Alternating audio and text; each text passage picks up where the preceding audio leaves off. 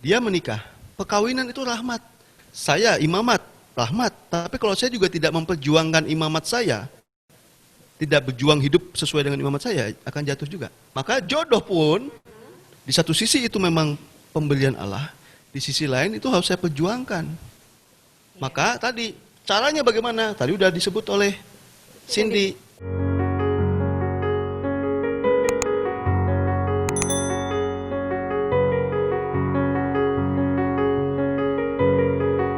Langsung pertanyaan, kalau saya pacaran udah cium-cium boleh nggak? Tapi cium-ciumnya dipaksa. Nah, kayak gitu. Gimana gitu kan? Atau Oh, apa mungkin bagaimana sih pacaran yang sesuai dengan iman kita gitu kali ya? ya, Kurang Tetap lebih ya. kudus, ya, tetap yang tetap Tetap kudus gitu kan. kudus gitu ya. Terkait dengan tadi masalah relasi kita, pengenalan diri kita, itu kan ketika kita tahu, koreksi kalau saya salah. Tidak. Ketika ketika kita mengenali diri kita sendiri, kita tahu dong bahwa kita harus menjaga hidup kita dengan baik dan kudus gitu. Nah, kalau Oke. ada kasus yang seperti itu, Oke, ini berarti secara rohani dulu ya. iya dong, berarti rohana. Eish. Pertama, saya mau ini dulu supaya tidak salah memahami tentang pengertian kudus dulu. Kudus itu lalu jangan pertama-tama dimaknai kepalanya ada lingkaran putih gitu ya. sayap Ada juga gitu migrain ya. gitu. Ya, seperti malaikat, tak bersayap, tak cemerlang, tak rupawan gitu ya. Atau tiap hari berdoa ke gereja gitu. Bahwa itu usaha untuk mencapai kudus, iya. Tapi lalu bukan itu pertama-tama. Kudus itu artinya adalah saya dikhususkan peruntukannya bagi Allah. Karena Allah yang disebut Maha Kudus. Maka kalau misalnya alba, baju-baju liturgi diberkati, ya kan, dikuduskan maksudnya. Artinya kan pakaian itu diperuntukkan khusus bagi ibadat. Jangan dipakai taplak altar buat taplak resepsi makan. Kan gitu ya. Ya. Bahannya tetap sama kain, tapi peruntukannya berbeda. Air ledeng biasa, tapi ketika sudah diberkati, ini diperuntukkan bagi hal-hal yang kudus. Itu kira-kira ya. Jadi kudus itu dikhususkan bagi Allah pertama-tama itu. Manusia kudus nggak? Kudus. Terutama kita lewat baptisan pertama-tama ya kita dikuduskan bagi Allah.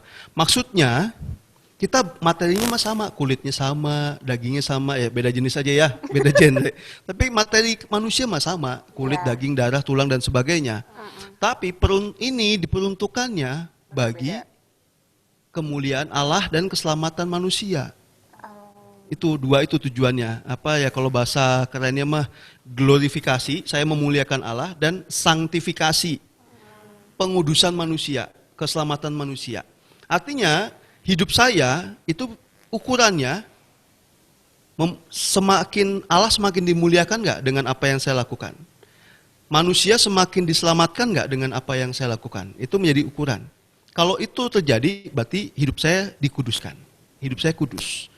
Jadi ya tidak hanya sebatas setiap hari ke gereja doa itu bagian lah, bagian. Tapi bukan hanya itu. Nah, pacaran kudus artinya ya kembali ke tadi.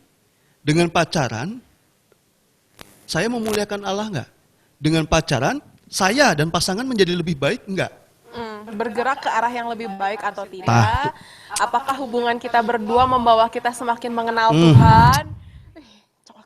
Cakep ya. Ya. Terus apa lagi? Ini kita nggak briefing loh ya? Enggak, kita mah telepati. Iya. Ya itu, pacaran kudus secara umum itu seperti itu. Karena kenapa? Di Katolik itu sebetulnya tidak ada ya istilah pacaran Katolik itu nggak ada. Sebetulnya. Nggak ada. Yang ada perkawinan Katolik. Kalau perkawinan itu rumit, ya pakai S karena sangat rumit. Oke. Mau kawin aja susah, apalagi pisah. Iya. Nah, udah gitu yang kawin siapa, yang bikin aturan siapa, ya kan? Iya, betul. Yang bikin aturan kawin dia sendiri kawin. Iya. Kami para imam. Sedangkan yang menjalankan juga kan beda lagi. Oke. Ya, tetapi pacaran lalu dimaknai sebagai bagian persiapan jangka panjang untuk memasuki hidup perkawinan. Maka apa yang nanti dihidupi dalam perkawinan itu mulai tanda kutip dilatih saat Waktu pacaran. berelasi pacaran. Nah, tujuan Oke. perkawinan mulai kita belajar saat pacaran. Salah satu tujuannya tadi, tujuan perkawinan itu demi kebaikan bersama. Nah, pacaran coba dicek. Sebelum pacaran sama sesudah pacaran, dia lebih baik apa malah jadi lebih rusak? Kalau dengan pacaran dengan saya malah hidupnya makin hancur, berarti sebetulnya pacaran itu tidak sehat. Oke.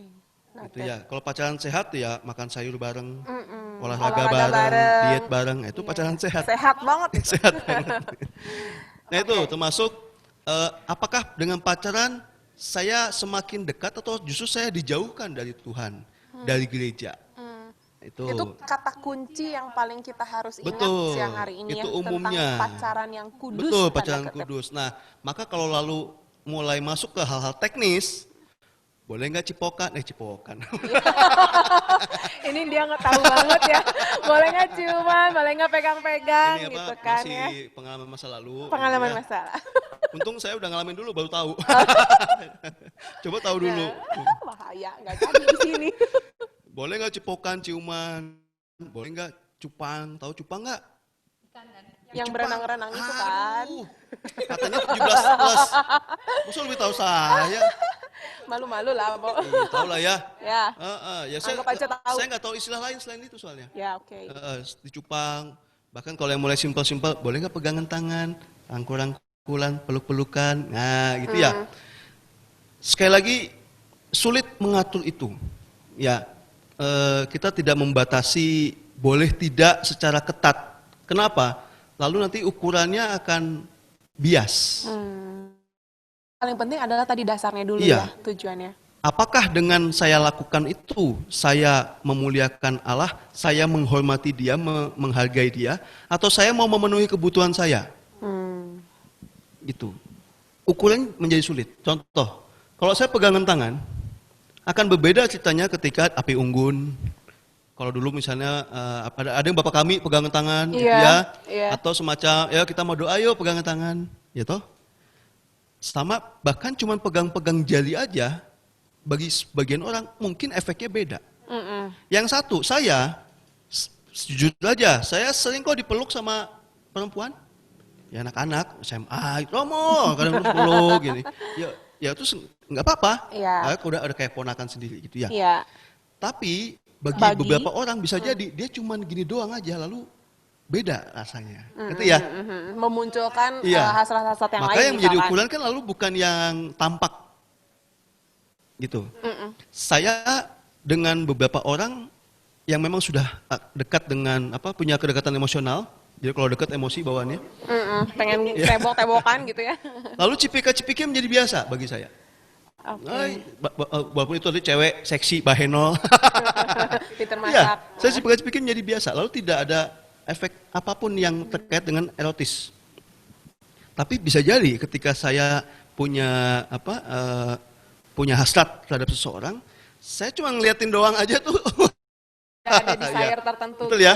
Ini real ini terjadi. Lalu maka menjadi sekali lagi ukurannya bukan menjadi yang harafiah itu tadi, bukan yang kelihatan itu tadi, bukan soal pelukan ini, karena nanti akan bias. Tapi sejauh mana tindakan itu berdampak pada saya. Kalau saya dengan ngeliatin dia lalu yang itu ya mesum, lalu itu tadi yang dikatakan zinah dengan mata. Karena dengan begitu saja ternyata saya bisa memuaskan diri saya. Tapi berbeda, orang mau pelukan lalu cipika-cipiki, tapi saya tidak terpuaskan secara seksual karena itu lalu memang relasi saya dengan dia seperti itu, sedemikian dekat. Oke, mau bicara tentang dampak, mau pindah ke Cindy. Ini yang lebih jago. Nah, kalau tentang tadi ya, tentang relasi yang seperti itu, kita nggak usah bicara banyak gitu ya, tapi kan dampaknya sudah banyak nih di gaya hidup, gaya relasi sekarang. Secara psikologis, apa sih dampak yang paling besar yang mempengaruhi hidup kita nanti dalam sebuah hubungan? Dengan dampak-dampak yang tadi. Oke, kalau misalnya secara psikologis ya, kalau melakukan sesuatu yang tidak seharusnya dilakukan sebelum menikah, belum waktunya, yang pasti adalah kehilangan kesempatan untuk menemukan cinta sejati. Dalam arti gini, secara psikologis kalau orang sudah terjebak dalam suatu hubungan yang seperti itu, ya seperti itulah ya, ngerti meren ya. 17 plus. Seperti itu, jadi banyak hal yang menjadi bisa dimaklumi. Jadi gini, kalau misalnya berantem, banyak yang solusinya ke sana gitu ya, remaja sekarang. Jadi nggak beres gitu. Jadi dibilang intinya adalah mengaburkan cinta sejati. Jadi kita lebih banyak toleransi yang sebenarnya kita tidak bisa mentoleransi sifat negatif dia yang itu, tapi karena kita mendapatkan sesuatu yang dianggap memenuhi kebutuhan, jadi ininya jadi kayak nggak kelihatan. Nanti udah nikah kelihatan semua tuh. Jadi poin intinya adalah kehilangan kesempatan untuk menemukan cinta sejati. Karena pada dasarnya ada dalam relasi itu tadi nyambungnya, saya tertarik yang pertanyaan ini ya, ciuman tapi dipaksa gitu ya. Saya nggak ngerti ciuman kalau urusan dipaksa atau enggak itu hanya dia dan setan yang tahu gitu. Apakah dia benar terpaksa atau tidak melakukan itu? Gitu ya. Jadi kalau dalam hubungan itu ada yang namanya hukum ketertarikan satu. Jadi orang itu akan semakin tertarik kalau dia itu punya kesan mahal. Sama aja sebenarnya kayak beli barang gitu. Makin mahal tuh sebenarnya kita masih lebih menginginkan ya, lebih menarik gitu. Dalam relasi juga sama. Ketika dia terlihat mahal dalam arti dia punya prinsip, dia bisa menetapkan standar, itu tuh sebenarnya akan jauh lebih menarik buat orang-orang yang ingin berrelasi dengan serius dengan kita. Jadi intinya tidak akan ada satu orang pun yang menginginkan pasangan yang tidak punya harga diri gitu ibaratnya. Jadi satu ingat bahwa dalam relasi itu ada yang namanya hukum ketertarikan. Makin kamu murahan ibaratnya, makin kamu gampang, itu daya tarik kamu tuh makin hilang gitu. Dan yang kedua yang harus diingat adalah ada yang namanya hukum progresif. Tadi Romo saya setuju, kalau kita mengutip dari ajaran teman saudara kita yang beragama lain, dia cukup tegas, lihatan aja nggak boleh cewek cowok gitu ya. Pegangan tangan boro-boro gitu. Tapi memang kalau di kita, yang tadi Romo bilang, patokannya akan menjadi sangat bias gitu. Dan saya setuju. Kalau secara psikologis ada yang namanya hukum progresif yang kedua dalam relasi. Sekarang kalau ditanya pegangan tangan boleh atau enggak? Begitu hari ini pegangan tangan, besok-besok mau pegangan tangan terus. Naik kan pasti. Kaki, pegang kaki. Ciuman, awalnya ciuman kaki, makanya kan kepaksa. Malah ciuman kepaksa senyum kaki. Itu Kamis Putih, Neng. Oh iya, siap. Habis suci. Ya, jadi awalnya mungkin ciuman di kening dulu. Besoknya emang nggak mau di kening terus sampai sepanjang segala abad kan naik. Sini. Sini. Gitu. Belakang. Ada. Adalah akan semakin Iya betul. Gitu ya, kalau yang menimbulkan kepuasan dalam diri seseorang itu hari ini puas, besok tuh lebih bisa nggak puas lagi kalau urusan itu. Jadi naik ciuman awalnya cuma ciuman, lama-lama apa nggak pakai pegang gitu. Pegang kaki maksudnya. Pegang tembok gitu. Jadi ingat jangan pernah berpikir kayaknya gini doang mah nggak apa-apa.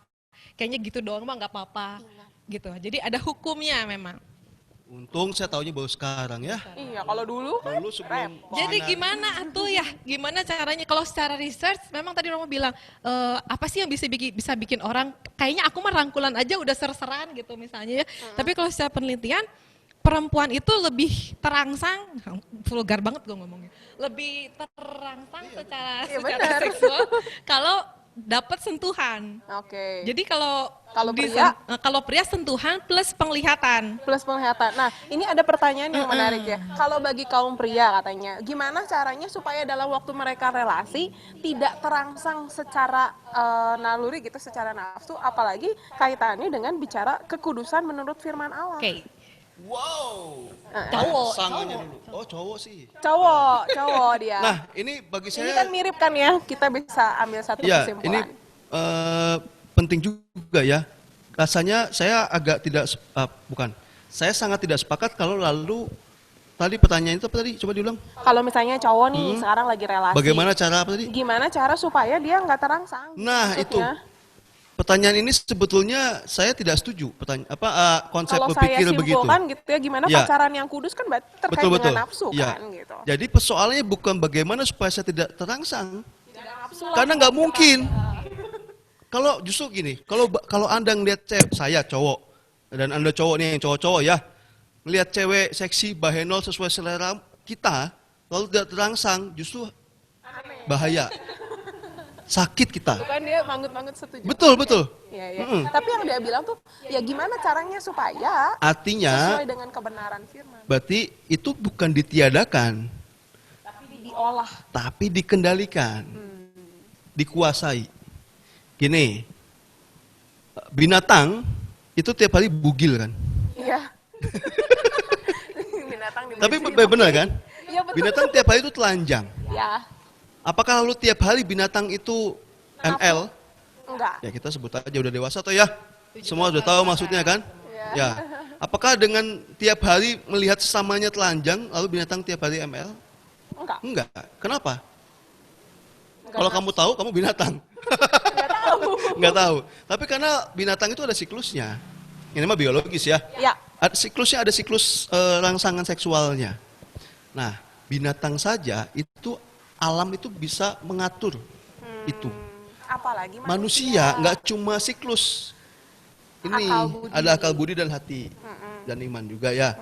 Nah, artinya manusia lebih dibekali dengan berbagai sarana untuk mengatur itu.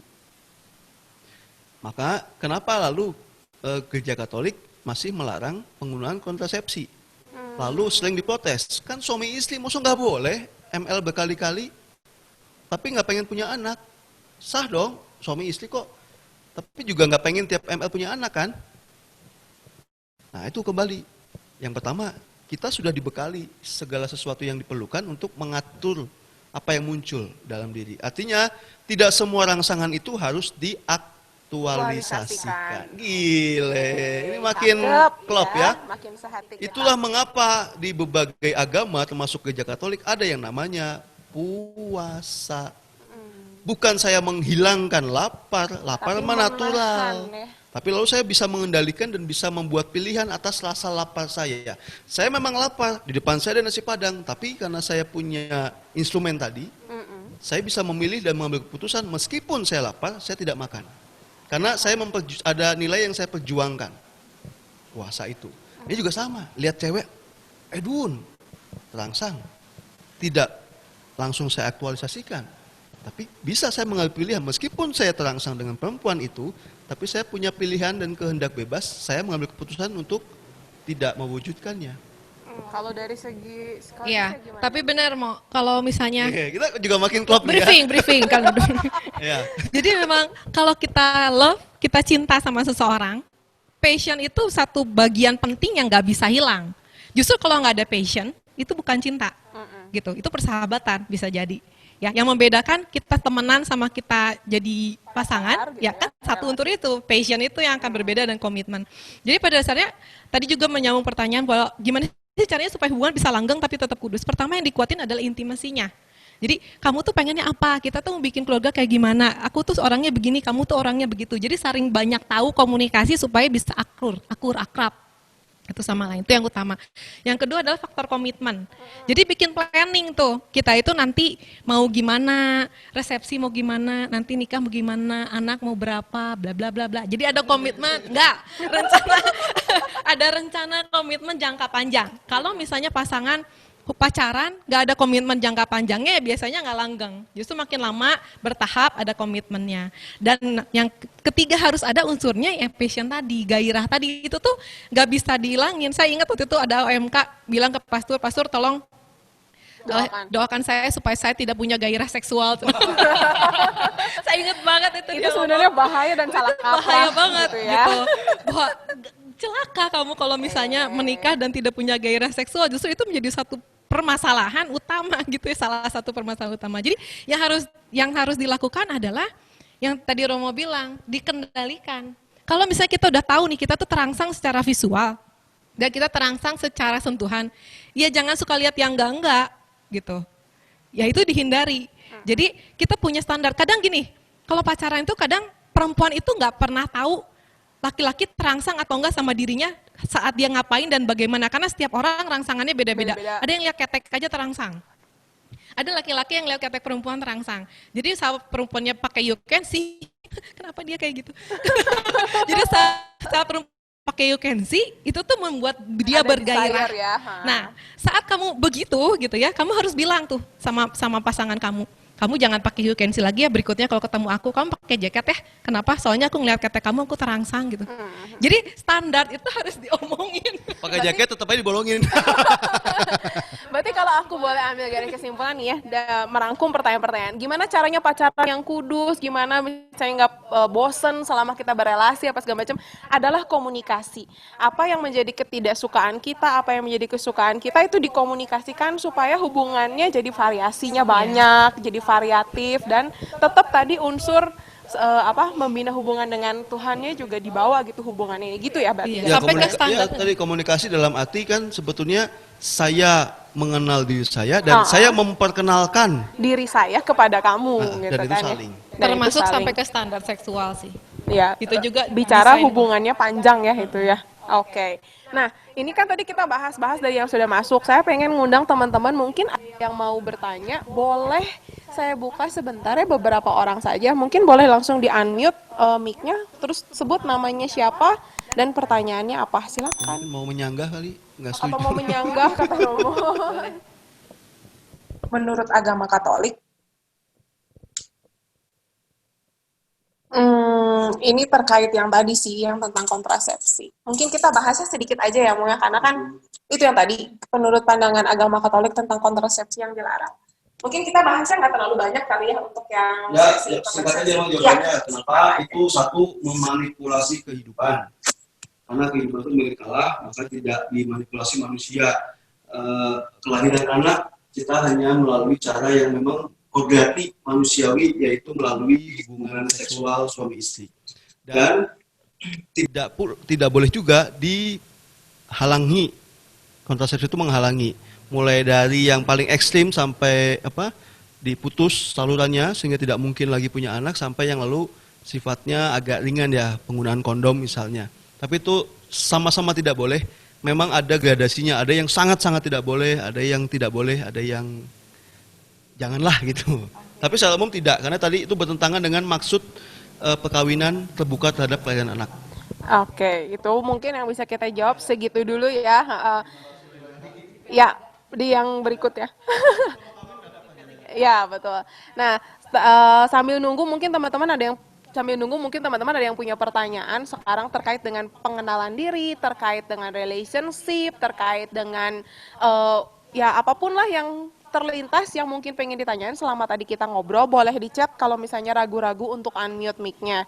Sambil nunggu teman-teman, saya mau lanjutin lagi pertanyaan yang tadi udah masuk gitu kan ya. Nah, di pertanyaan saya tuh banyak banget yang pingin tahu. Gimana sih tahu dia adalah yang terbaik untuk saya? Tadi kan kita ulangi dulu ya, stepnya kita tadi sudah tahu pengenalan diri kita dulu sendiri itu penting. Setelah kita tahu kenal diri kita sendiri, mungkin kita tidak akan lari dalam hubungan yang tidak kudus begitu. Nah, terus tapi gimana cara taunya kalau dia itu adalah he is or she is the one? Mungkin punya masukan? Kita tanya sama yang udah nikah gimana? Tahu dari mana kalau itu jodohnya dia? Ya. Nanti itu ya, disempurnakan. Sebenarnya tadi Romo udah bilang sih, Romo tuh udah jawab pertanyaan ini, pura-pura nggak tahu. Jadi dia bilang, jadi kalau misalnya yang terbaik buat kita itu kalau yang bisa membuat diri kita menjadi lebih baik pasti. Jadi membuat kita menjadi pribadi yang lebih, kalau secara psikologis yang bisa bikin kita menjadi pribadi yang lebih berkembang gitu. Kita jadi lebih positif, kita jadi lebih bisa menggunakan potensi kita jadi bisa mengatur kita bisa jadi berguna buat orang lain gitu. Kita bisa, sebenarnya ada unsur salah satu yang bisa diterapkan gitu ya. Apa sih yang harus dilakukan selama pacaran? Pacaran itu sebenarnya kan untuk saling mengenal satu sama lain. Selain tujuan utamanya saling mengenal, menyamakan visi, berkomitmen, bla bla bla. Sebenarnya pacaran itu untuk membuat kita punya banyak kenangan positif. Jadi kalau udah nikah tuh kita butuh yang namanya bank emosi positif. Didapatnya dari mana? Sebenarnya dari masa pacaran, dari masa PDKT, masa pacaran sampai honeymoon. Jadi kan honeymoon itu harusnya menjadi momen yang paling membahagiakan buat pasangan suami istri. Kenapa sih honeymoon itu penting gitu? Banyak orang zaman sekarang udah nggak mau honeymoon ya, tapi kalau kembali pada konsep honeymoon itu penting, kenapa? Semua tujuannya sama, buat ngumpulin emosi positif. Karena itu diperlukan nanti saat menghadapi masa sulit di pernikahan. Karena pernikahan itu akan jauh lebih sulit dibandingkan pacaran. Jadi dampak apakah yang terbaik buat saya? Ya kalau misalnya lebih berkembang dan kita saat ketemu sama dia tuh kita punya emosi positif yang lebih banyak daripada emosi negatif. Makanya sekarang banyak istilah yang lagi booming tuh toxic relationship, artinya tuh apa gitu kan. Sebenarnya poin utamanya adalah saat bersama dia tuh kita sebenarnya menderita gitu. Masa ada meme yang bikin saat kamu pacaran sama orang kamu lebih banyak nangisnya, mungkin kamu harus introspeksi. Sebenarnya kamu pacaran sama orang atau pacaran sama bawang gitu kan. ketemu nangis juga bawang kan gitu. Jadi hayati bahwa saya semakin dekat sama Tuhan. Tadi Romo yang bilang lah ya. Jadi aku baru dapat barusan Pastor Romo ngomong tadi sesi.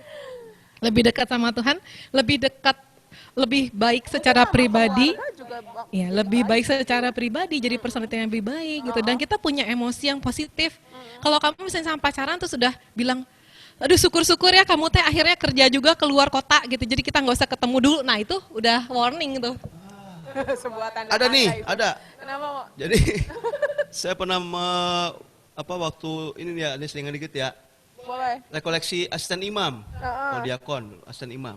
Kan masih bapak-bapak di sini ya. Saya pernah wanti-wanti tuh. Jangan sampai asisten imam, diakon dan juga petugas-petugas yang lain itu senang banget tugas supaya waktu misa nggak duduk sama istrinya. Kenapa? Jadi daripada ke gereja berdua sama istrinya, mending saya tugas. Itu jangan sampai terjadi. Ini tadi berharap supaya terpisah dengan pasangannya. Syukur banget dia pergi, syukur banget dia. Ya kalau udah gitu sih ada yang salah pasti dalam relasinya gitu ya. Oke, mungkin itu ya yang bisa kita sampaikan ya. Kalau secara iman Katolik, apa sebenarnya indikator dari firman Tuhan yang kan ada, kamu bukan lagi dua tapi satu? Tolong menurut Romo gimana? Ini menarik sih gitu kan. Dia lo yang ngalamin. Tapi kan yang bikin aturannya nanti dilengkapi. Oh iya itu kan Yesus sudah Allah gitu yang bikin lo. disalurkan terus dijalankan oleh kami gitu kan. Nah, nanti dilengkapi pertanyaannya gitu. Gimana Ya. menurut? Bisa dibilang itu tadi salah satu ciri perkawinan, ada dua sih ciri perkawinan. Satu dan tidak terceraikan gitu ya. Ya. Satu dan tidak terceraikan. Satu itu dalam arti numerik, satu laki-laki dan satu perempuan. Maka bisa dicek. Kalau masih pacaran bawaannya udah selingkuh, nah ini persoalan dengan komitmen dengan satu orang. Gitu. Nanti bisa 7, Senin sampai Minggu Hari punya. ganti bahaya.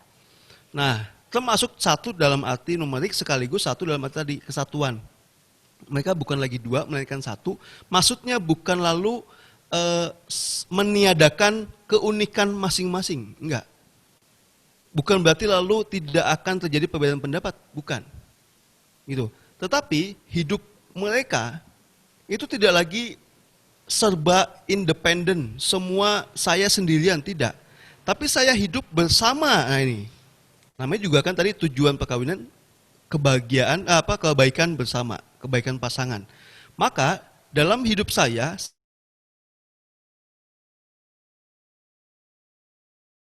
berdua, saya dengan pasangan saya.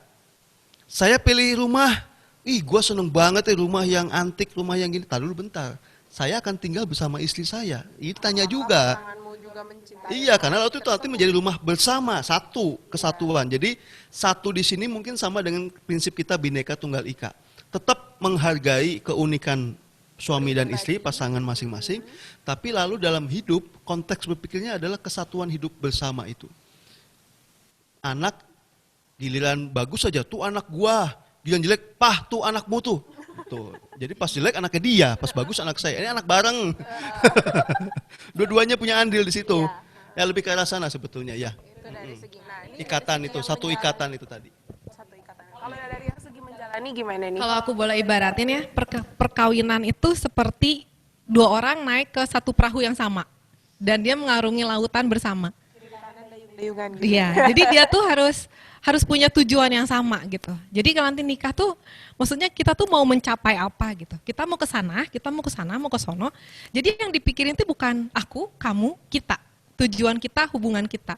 Nah, ibaratnya sesimpel itulah sebenarnya.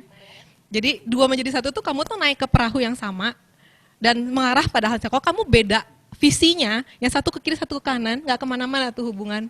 Yang satu ngedayung, yang satu nggak ngedayung. Jadi harus ada kerjasama gitu. Kalau mungkin kamu capek, aku yang berjuang. Kalau jadi ada kekompakan. Ibarat simpelnya gitulah.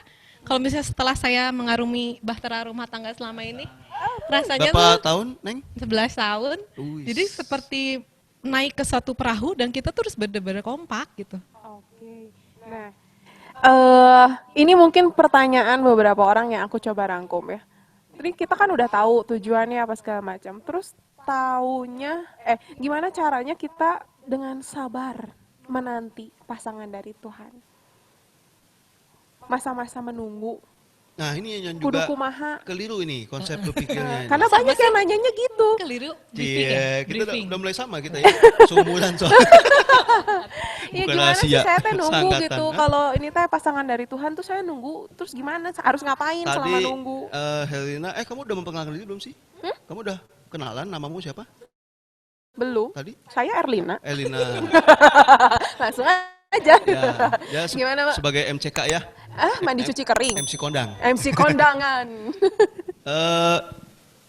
Jodoh di tangan Tuhan. Iya kan banyak yang bilang jodoh kan Iya di tangan betul, Tuhan. sama Yang seperti menanti. rezeki di tangan Tuhan. Nah, tapi kan kalau nggak diambil-ambil, sampai sepanjang segala abad amin, jodohmu tetap di tangan Tuhan, tidak di tanganmu. Jadi prinsipnya, jodoh, pasangan, pekerjaan, bagi saya imamat, bagi dia hidup perkawinan, itu rahmat. Ya, rahmat itu dalam bahasa Inggris artinya Takut salah. grace. Grace benar kan? Grace. Iya, Dalam bahasa Latin, belum tahu. gratia. Gratia. Baik. Gratia. Gratia itu rahmat. Gratia lalu punya akar kata yang sama dengan istilah bahasa Indonesia gratis. Oh. Gratitude gitu ya. Gratifikasi itu. Pernah dengar kan? Lalu gratis itu. Artinya memang rahmat itu gratis. Rahmat itu cuma-cuma. Pemberian dari Allah betul. Tetapi rahmat itu juga harus saya perjuangkan. Dia menikah. Perkawinan itu rahmat. Tapi kan dia dengan suaminya juga harus memperjuangkan perkawinan. Gak bisa mentang-mentang udah di gereja, pastornya banyak, berapa waktu itu? Pastor yang 13. nikahin? Satu. Hah? Satu cukup. Cukup satu. Bahkan ada yang diberkatin uskupnya Iya, banyak, iya, itu iya. sama aja. Rahmat, tapi kalau saya mentang-mentang akan udah diberkati Tuhan, saya semaunya sendiri, nggak akan berjalan baik juga. Saya imamat, rahmat, tapi kalau saya juga tidak memperjuangkan imamat saya, tidak berjuang hidup sesuai dengan imamat saya, akan jatuh juga. Nah, maka jodoh pun, di satu sisi itu memang pemberian Allah, di sisi lain itu harus saya perjuangkan. Maka tadi, caranya bagaimana? Tadi udah disebut oleh Cindy. Mulai happy dengan diri sendiri, mulai nyaman dengan diri sendiri, mengurangi relasi-relasi yang sulit dengan orang lain, banyak bergaul, sampai saya menemukan satu orang yang dengan dia, kok saya merasa akan naik level hidup saya. Saya menambahkan sedikit, bukan berarti hidup saya lebih mudah dengan ketemu dia. Waktu belum punya anak, pacaran, nongkrong di kafe ini, kafe. Udah punya anak, mas maaf, ini kita nongkrong, susu udah beli belum ya? Iya. Artinya hidup akan lebih sulit, iya. Tapi taraf standar hidup, kualitas hidup meningkat. Mungkin lebih sulit hidupnya, lebih menderita hidupnya, lebih repot hidupnya. Tapi kualitas hidup saya meningkat. Nah itu, kalau ketemu dia, kok saya naik level nih, hidup saya, kualitas saya kok naik. Bukan berarti lebih mudah. Ya itu tadi saya bilang, enak lah sekarang pacaran, gampang, kemana-mana ada yang antar jemput. Nah itu masih cetek banget itu. Oke. Aduh pacaran, aduh. Hari besok juga kicep gitu ya. Iya. Jadi, berarti bisa kalau aku bantu kasih ini ya. Maksudnya pertama, kan banyak yang tanya, tanda dia jodoh dari Tuhan yang tadi. Iya. Apa tadi mau? Pertama saya merasa nyaman dulu dengan dia, lalu Nyaman. naik lagi tingkat, kok saya merasa dengan dia kualitas hidup saya menjadi baik. Lebih baik. Lalu yang Ketiga. akhir sebetulnya ya, ketika saya betul-betul yakin dia pasangan saya atau bukan, apakah saya dan dia sama-sama punya komitmen untuk hidup bersama atau enggak. Jangan sampai, tadi ngomongin berjuang ya, jangan sampai saya yang berjuang, saya yang terbuang. Kalau dari segi yang ini emang agak sakit perut abis ini. Kalau dari segi yang ngalamin kan Robo kan nggak ngalamin gitu ya, maksudnya. Tapi kan itu tadi kasih 3 clue gitu kan. Dari Cindy sendiri gimana nih? Karena banyak banget pertanyaan ya. Gue taunya dia jodoh dari Tuhan tuh bener nggak sih yang ini? Toh setelah dijalanin putus misalnya, ada yang kasus kayak gitu. Padahal sudah yakin jadi Tanya lebih aja baik. langsung dulu waktu mau menjelang nikah, tahu dari mana yang sekarang jadi suaminya itu kok yakin itu jodohnya gitu. Dulu kenapa kok bisa yakin? Ya, boleh. Waduh, lagi nonton gak ya dia? Ya, karena banyak yang nanya kayak gitu. Gimana gue yakin? Misalnya udah bener nih bahwa hidupnya lebih baik, tapi setelah dijalani berapa tahun, putus gitu. Jangan-jangan berarti saya salah. Tapi kan saya kehidupannya lebih baik loh setelah mengenal dia, gitu. Saya jawab secara ini ya, yang pasti ya tadi yang mau disebutin lah ya, lebih berkembang secara pribadi, lebih dekat sama Tuhan dan sebagainya. Yang pasti kenapa akhirnya saya yakin banget dia itu adalah jodoh saya. Pertama, kalau buat saya ya, ini teknis deh, bahwa saya sama dia tuh komunikasinya nyambung. Gitu. Jadi saya tuh nggak ragu untuk ngomong apapun sama dia. Saya bisa ngomong tentang saya, kelemahan saya, tentang aib keluarga saya, tentang saya nggak suka sama keluarga dia, apapun saya bisa omongin sama dia, karena saya ngerasa komunikasi kita nyambung. Jadi pertama komunikasi, kedua value hidup. Kebetulan kita sama-sama Katolik, saya tuh nggak pusing mikirin cara dia berpikir gitu, karena kita mikirnya sama, ya kita tuh harus beriman, kita harus begini, jadi banyak sekali value-value hidup yang sama gitu. Jadi akhirnya nggak pusing, sebelumnya tuh kenapa putus. Value-nya beda. Ada yang mau curhat nih, ada yang mau curhat. Value-nya beda. Masa ada seorang yang bisa, ya pernah ada yang bilang, saya nggak pernah mau ya pakai cincin kawin katanya. Karena cincin kawin itu mengikat, kan pusing gitu. Dapat orang kayak gitu kan pusing ya, jadi mikir, gitu. Atau dia bilang, saya nggak mau punya anak gitu. Jadi beberapa value beda, nah itu bikin, ya nggak gitu kayaknya gitu. Jadi pertama komunikasi, kedua value. Yang berikutnya yaitu sebenarnya semuanya ngerasa secure sih intinya. Saya bisa ngomong apa aja. Yang ketiga saya bisa ngatasin masalah sama dia. Jadi gini, cara untuk ngecek kita tuh bakal cocok atau enggak. Karena kalau kamu nikah, siapapun yang nikah dalam hidup aja nggak mungkin lah lepas dari yang namanya konflik. Pernikahan bahagia pun pasti berantem. Tetap ada konfliknya kan? Tetap ada konfliknya. Makanya kalau misalnya orang datang konsultasi nih ya, konsultasi pranikah, pasti saya tanya dulu, kelemahan pasangan kamu apa? Kalau dia nggak tahu, dia bilang pacaran berarti dia adalah ngobrol. pasangan yang sempurna buat saya. Di mata saya sampai detik ini dia adalah tidak ada kelemahannya sedikit pun di mata saya. Pulang, nggak usah nikah. Gitu. Itu kebanyakan nonton sinetron. Iya. Jadi kalau kita nggak tahu kelemahan dia apa, jangan nikah. Nggak mungkin ada orang yang sempurna. Jadi kalau suami saya selalu bilang nggak ada orang yang sempurna. Kamu pun nggak sempurna, aku pun nggak sempurna gitu. Jadi nggak mungkin. Jadi kita harus tahu sebanyak mungkin kelemahan dia apa. Gitu. Dan sejelek-jeleknya dia itu, kalau menerima sifat positif tuh gampang, tapi menerima kelemahan itu yang susah. Jadi kita harus tahu gali sebanyak-banyaknya kelemahan dia. Terus kita mikir, bener nggak nanti kalau saya nikah sama dia, seumur hidup saya bisa deal with it gitu. Saya bisa mengatasi kelemahan dia, kekurangan dia. Sanggup nggak saya? Gitu. Dan mikir, kalau misalnya nanti dikasih anak, sanggup nggak anak saya dididik atau punya bapak kayak gitu, atau punya ibu kayak gitu. Kalau sanggup, checklist gitu. Dan lagi ke pertanyaan berikutnya. Kalau misalnya nanti ada masalah, gimana cara dia ngatasin masalah? Ini jadi panjang nih urusannya. Kalau ngatasin masalah ada 5 tipe orang ngatasin masalah. Intinya adalah ya masalah itu diselesaikan gitu. Dan berhasil lah. Kalau misalnya kita bisa nyelesain masalah, kemungkinan itu udah menjadi satu clue kalau dia tuh cocok buat kita. Gitu ya, itu dan yang poin ada 17 tahun ke atasnya, katanya gini kan kita nggak boleh praktek sebelumnya kan, kalau ngomong 17 tahun ke atas tuh yang di sini langsung melotot semua loh. Jadi bayangin saat dia tidak berpakaian di depan kamu, apakah kamu ada unsur desire gitu, apakah kamu punya gairah? Kalau enggak jangan nikah sama dia gitu. Jadi ada tapi unsur prosesnya harus panjang dulu dong, nggak mungkin di awal-awal gue ada desire kayak gitu. Jadi, jadi kembali pada konsepnya bahwa pasti kita punya passion gitu sama orang ini. Kalau kita ngelihat dia nggak pengen megang, ngelihat dia nggak pengen meluk, ngebayangin jangan. Jadi pajangan aja. Iya, jangan nikah. Jadi hiasan aja itu mah, nggak diapa-apain. Jadi supir doang gitu. Karena banyak loh pasangan yang udah nikah, dan di 1 tahun pertama bermasalah karena tidak bisa melakukan hubungan seksual sama pasangan. Dan itu juga bahaya gitu. Jadi ekstrim hidup tuh ya. Terlalu sebelum nikah nggak boleh, yang udah nikah nggak bisa juga banyak gitu belakangan ini. Kebalik. Dan itu tuh jadi masalah gitu. Jadi itu juga satu poin, bergairah nggak sih kamu sama dia? Bisa bergairah nggak, itu juga jadi penting. Oke, berarti Ini supaya tidak berpikir terlalu macam-macam iya. tentang kan berkali-kali hubungan seksual ya.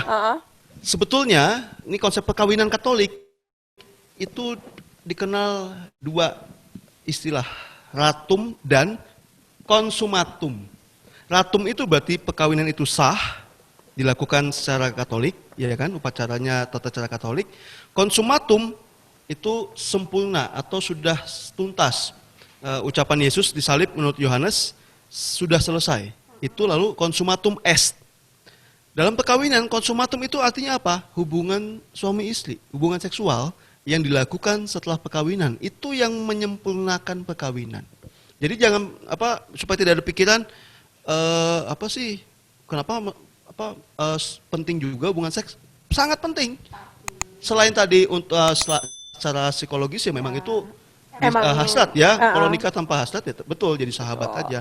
Tapi dalam konteks teologis iman itu juga sama hubungan seksual itu merupakan puncak yang nyata pembelian diri sepenuhnya laki-laki dan perempuan dalam ikatan perkawinan. Pernikahan, dalam ikatan perkawinan.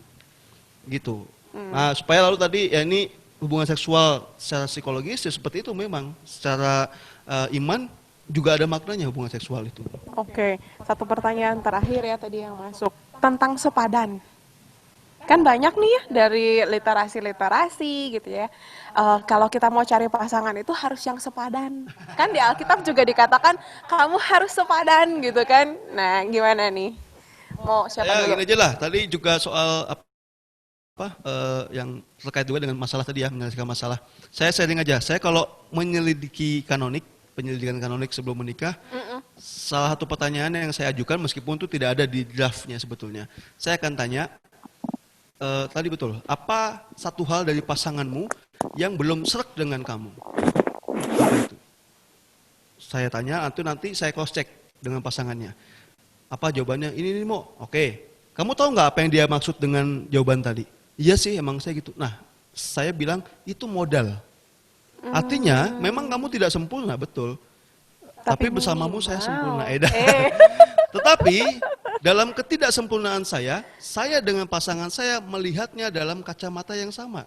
Satu frekuensi. Contoh mau ambil contoh konkret, misalkan. Contoh, yang satu tipikalnya itu yang rapih, teratur. Kalau belanja dibikin list. Dicatat pengeluarannya hari ini berapa. Jam sekian saya mau ini. Ya. Pasangannya, hari ini mau ngapain? Mau ini. Jam berapa?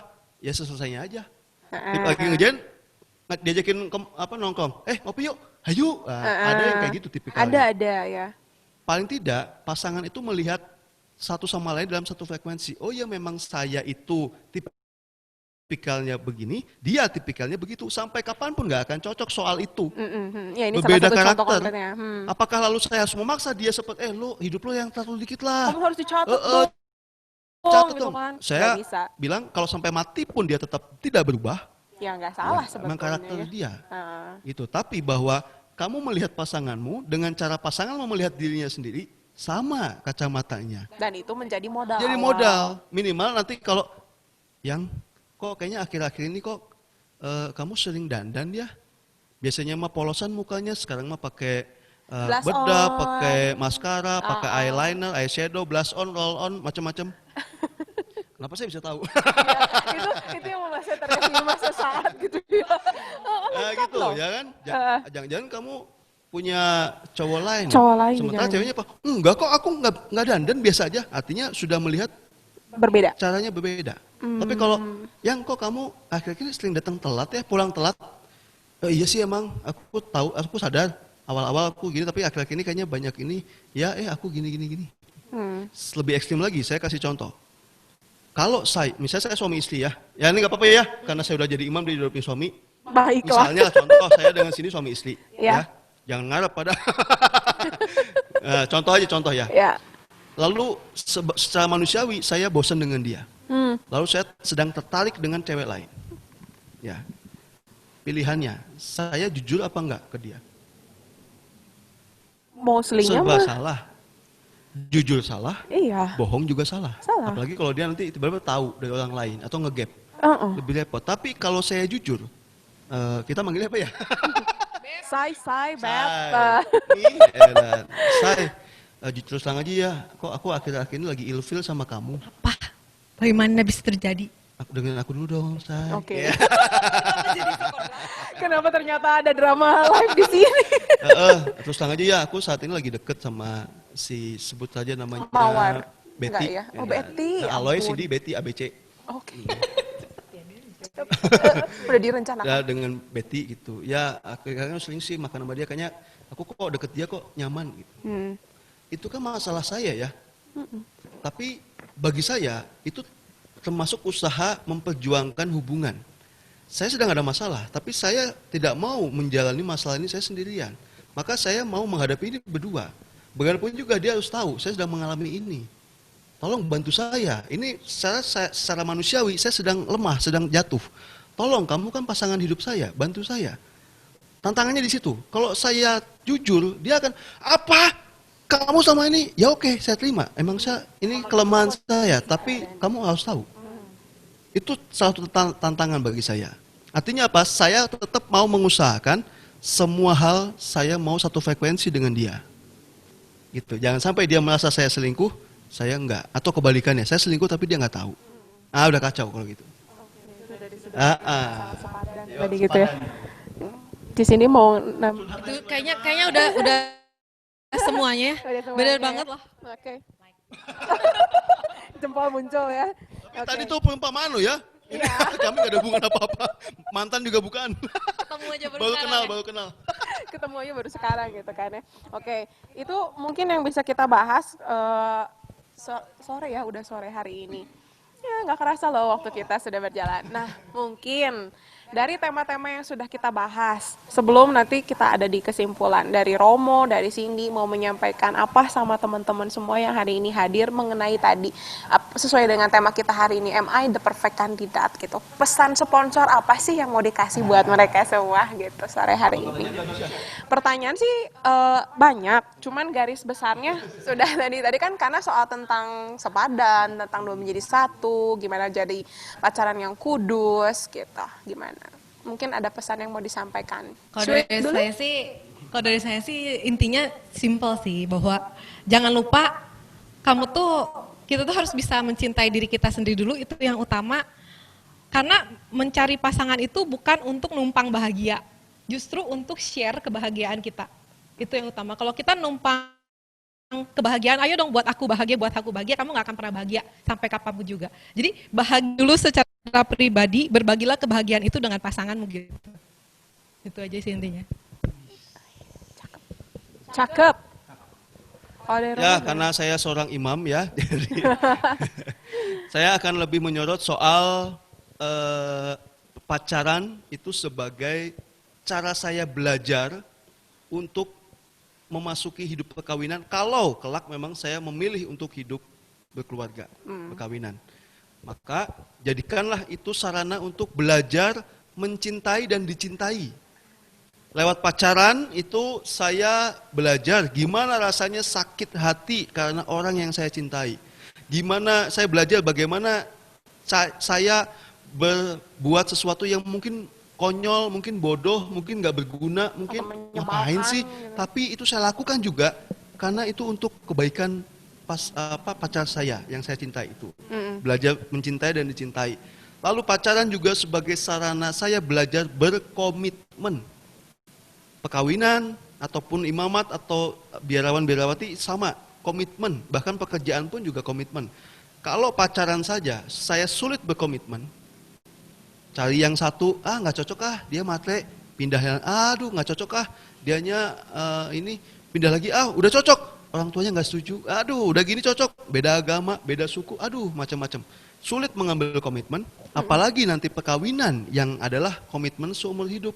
Belajar berkomitmen, belajar mencintai dicintai, belajar berkomitmen, belajar melakukan sesuatu bukan demi pemuasan diri saya, tapi untuk memberikan diri saya bagi pasangan, dia pun juga memberikan diri bagi saya, saling memberi diri satu sama lain.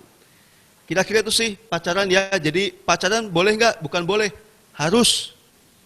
Betul. Pacaran itu harus. Harus tapi... pacaran supaya lalu belajar sesuatu sebelum menikah. Jangan tiba-tiba dari aplikasi apa namanya? Tinder, saya sebut merek nggak dapet apa-apa jodoh, ya. set. Begitu ketemu, lah bewokan. Ya itu jangan gitu Iya, ya. artinya wah jangan. Saling mengenal dulu. Kayak beli mobil, kan barang mahal ya. Sebelum beli mobil, kamu lihat dulu kan speksnya apa, keunggulannya apa, kelemahannya apa. Test drive boleh nggak? Boleh lah tes drive dikit, pegangan tangan gitu ya. Tapi kan nggak boleh direnovasi mobilnya. Tidak boleh. Nggak boleh. Dilarang Nggak gitu ya. boleh, jangan diotak-atik dulu, belum milik kamu. Ya. Ya kan, tapi kalau sekedar duduk kan nyobain nyaman nggak ya? Boleh, pacaran, tapi jangan lebih. Beli dulu, baru terus mau dipasang audio kayak mau Disahkan dibongkar, dulu mau dicat, dalam- mau direnovasi, so. Oke, Ya gitu kira-kira. kurang lebih. Oke, berarti sore hari ini kalau boleh aku tutup dengan sebuah kesimpulan. Nanti kalau ada yang mau ditambahkan langsung tambahkan ya Romo atau Cindy.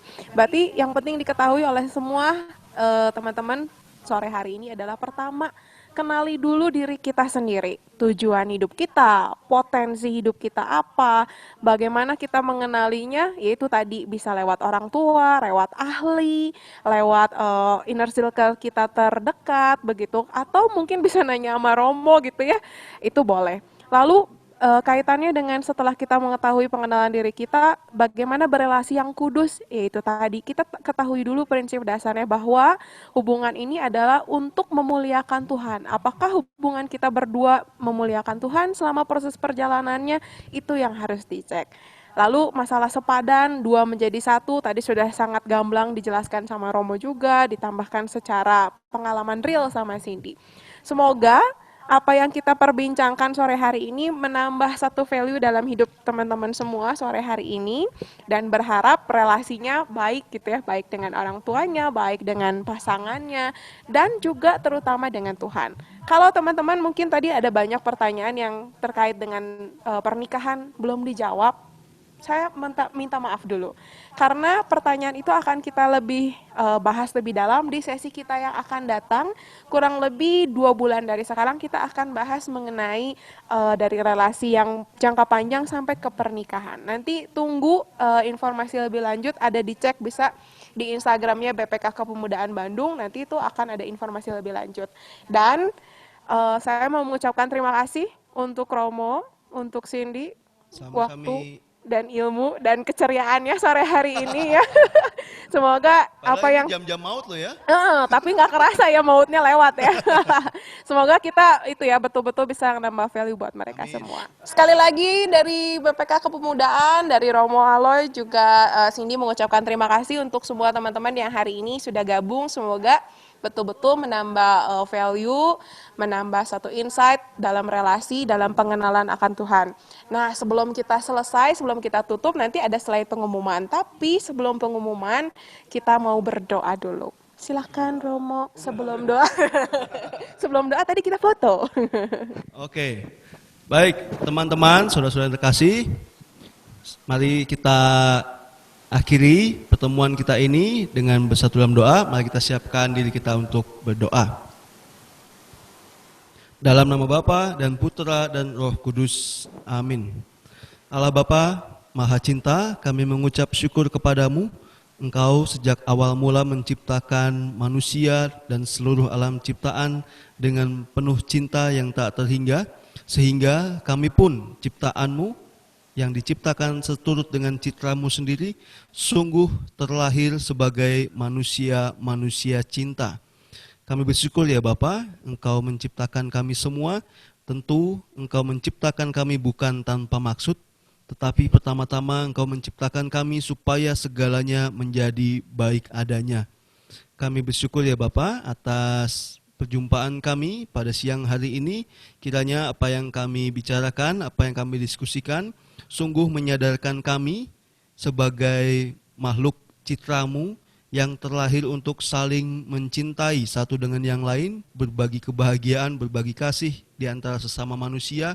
Dan semoga secara khusus bagi anak-anakmu yang hendak berkomitmen memasuki hidup perkawinan, yang sedang mengalami ketertarikan dengan lawan jenisnya, Kau arahkan untuk menjalani hubungan yang penuh cinta kasih seturut dengan kehendak-Mu, hubungan yang saling menjadikan pasangannya lebih baik, sehingga melalui relasi kasih ini, yang hadir adalah kasih-Mu sendiri, bukan semata-mata sebagai sarana untuk memuaskan diri sendiri, untuk memenuhi kebutuhan diri sendiri. Kami percayakan segalanya kepadamu ya Bapa, Engkau yang menciptakan segalanya dari awal baik, Engkau yang mengawali dengan baik, Engkau yang menuntaskannya dengan baik pula. Semoga hidup kami semakin hari semakin dipenuhi dengan berkat-Mu, dengan karunia-Mu, sehingga hidup kami semakin menjadi berkat dan sukacita serta cinta kasih bagi semakin banyak orang. Doa-doa ini kami haturkan kepadamu dengan pengantaraan Kristus Tuhan kami. Mari kita mohon berkat Tuhan. Tuhan bersamamu. Semoga kita sekalian, hidup kita, segala rencana, usaha, dan niat baik kita, keluarga dan juga orang-orang yang kita bawa dalam doa-doa kita, senantiasa diberkati oleh Allah yang Maha Kuasa, Bapa dan Putera dan Roh Kudus. Amin. Oke, terima kasih sekali lagi. Karena yang harus takut dia. Lewat acara ini mendapatkan berkat tersendiri, mungkin mau memberikan persembahan kasih, silakan, nanti slide-nya ada di Talk Live lagi dengan perbincangan yang lebih mendalam dari yang hari ini kita lakukan. Dan juga satu pengumuman lagi adalah nanti tayangan ini akan bisa teman-teman lihat kembali begitu, barangkali nanti lupa begitu ya apa yang poin-poinnya, kurang lebih 2 bulan dari sekarang di YouTube channelnya BPK PKK Keuskupan Bandung. Ya. Itu aja ya, dari saya. Itu aja dari saya dan silakan untuk pengumumannya.